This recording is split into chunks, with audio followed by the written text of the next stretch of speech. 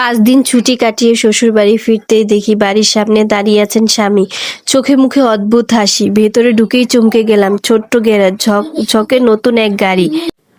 চাহনিতে প্রশ্ন করতেই স্বামী গাড়ির চাবি আমার হাতে দিয়ে বললেন, আগামীকাল থেকে কলেজে যাবে এই গাড়িতে প্রফেসর ম্যাডাম। আমি হতবাক, আনন্দর কথা আটকে গেলাম। শুধু তার দিকে তাকিয়ে রইলাম আর বলে আনন্দে মুখ থেকে বেরিয়ে এলো, মাই গড।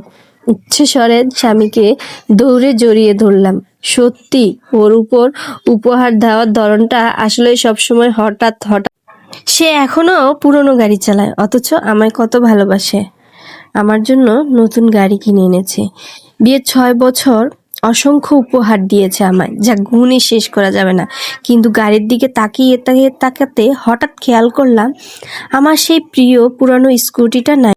আমার স্বামী উত্তর দিলেন, ওটা বিক্রি করে দিয়েছি। এখন আর কি দরকার, গাড়ি তো আছেই। কথাটা শুনে আমার বুকের ভেতরটা কেঁপে উঠল। আমি চিৎকার করে বললাম, আমার সাথে একবার কথা বলবে না?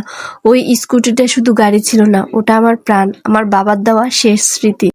তোমার উপহার আমি যতই সম্মান করি, ঠিক তেমনি বাবার স্মৃতি কেড়ে নেওয়ার অধিকার তোমার নেই।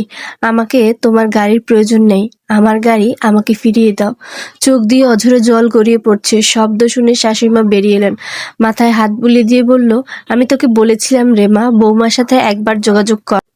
শাশুড়িমা বলে উঠল, কেঁদে লাভ নেই বাবা, গিয়ে গাড়িটা ফিরে নিয়ে আয়।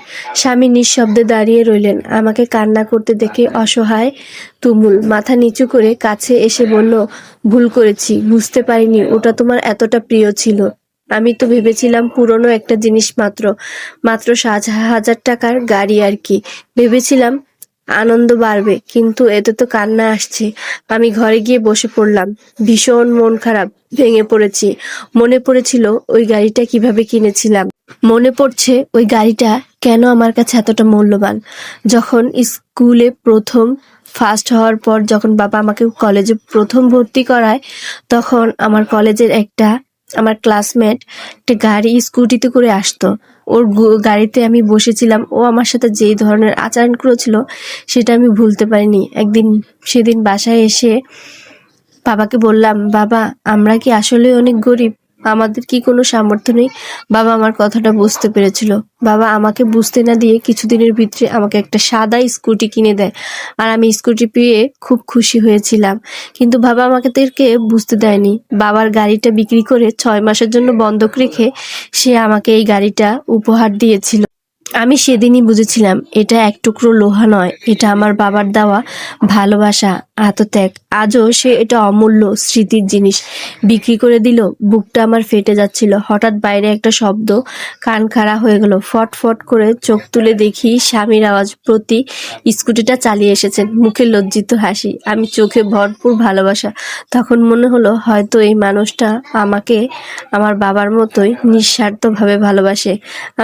ও বুঝতে পারেনি আসলে ভুল বুঝাবুঝির মাধ্যমেই এটা হয়ে গেল। সে আমাকে খুশি করতে গেলে আমাকে দুঃখী করে ফেললো। আমার ভিতরে যে এটা নিয়ে এত স্মৃতি বিজড়িত রয়েছে সে কখনোই বুঝতে পারেনি। তবে হ্যাঁ, এখন আমি বুঝতে পেরেছি আমার বাবার মতোই ও আমাকে খুব বেশি ভালোবাসে।